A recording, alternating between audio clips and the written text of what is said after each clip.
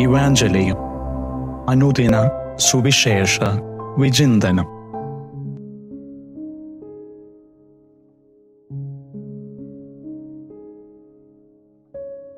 ഇന്നത്തെ സുവിശേഷം നമ്മോട് സംസാരിക്കുന്നത് രണ്ട് സംഭവങ്ങളെ പറ്റിയാണ്.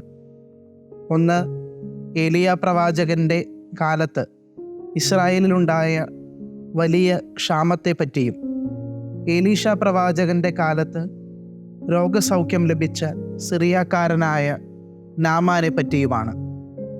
ഏലിയ പ്രവാചകൻ്റെ കാലത്തുണ്ടായ ക്ഷാമത്തിൻ്റെ സമയത്ത് ഇസ്രായേലിൽ അനേകം ആളുകളുണ്ടായിരുന്നെങ്കിലും അവരുടെ അടുത്തേക്കൊന്നും ഏലിയ പ്രവാചകൻ അയക്കപ്പെട്ടില്ല എന്നും സീദോനിലെ ഒരു വിധവയുടെ പക്കലേക്കാണ് ഏലിയ പ്രവാചകൻ അയക്കപ്പെട്ടതെന്നും നമ്മൾ വായിക്കുന്നുണ്ട്.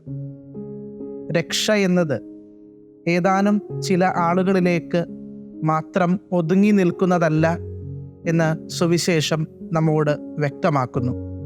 ദൈവത്തിൽ വിശ്വസിക്കുന്ന ആർക്കും രക്ഷ കരഗതമാക്കുവാൻ സാധിക്കുമെന്ന് ഈ സംഭവം നമുക്ക് വ്യക്തമാക്കി തരുന്നുണ്ട്. പ്രവാചകന് തൻ്റെ ഭവനത്തിൽ അഭയം നൽകുന്നതിലൂടെ സീദോനിലെ വിധവ ദൈവത്തെ ബഹുമാനിക്കുകയും ആ ബഹുമാനം പ്രവാചകനിലേക്ക് പകർന്നു കൊടുക്കുകയും ചെയ്യുന്നുണ്ട്.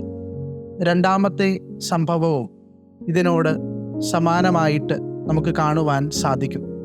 എലീഷ പ്രവാചകൻ്റെ കാലത്ത് ഇസ്രായേലിൽ അനേകം രോഗികളുണ്ടായിരുന്നെങ്കിലും സിറിയ രാജാവിൻ്റെ ന്യായാധിപനായ നാമാൻ അല്ലാതെ മറ്റാരും സൗഖ്യമാക്കപ്പെടുന്നില്ല എന്നും നമ്മൾ കാണുന്നുണ്ട്.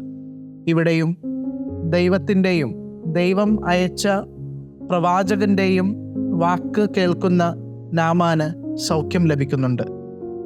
സ്നേഹം നിറഞ്ഞവരെ, ദൈവം അയച്ച ആളുകളെ വിശ്വസിക്കുവാനും അവർ പറയുന്ന കാര്യങ്ങൾ ദൈവത്തിൻ്റെ വാക്കുകൾ തന്നെയാണെന്ന് തിരിച്ചറിയുവാനും നമുക്ക് സാധിക്കുന്നിടത്താണ് രക്ഷയുടെ ആരംഭം ഉണ്ടാവുക. നമ്മുടെയൊക്കെ ജീവിതത്തിൽ ഇങ്ങനെയുള്ള പല ആളുകളും നമ്മിലേക്ക് ജീവിതത്തിൻ്റെ പല അവസരങ്ങളിലും കടന്നു വരാറുണ്ട്. ദൈവത്തിൻ്റെ വാക്കുകൾ നമ്മിലേക്ക് പകർന്നു നൽകുവാനായിട്ട് സാധിക്കുന്ന ചില ആളുകൾ.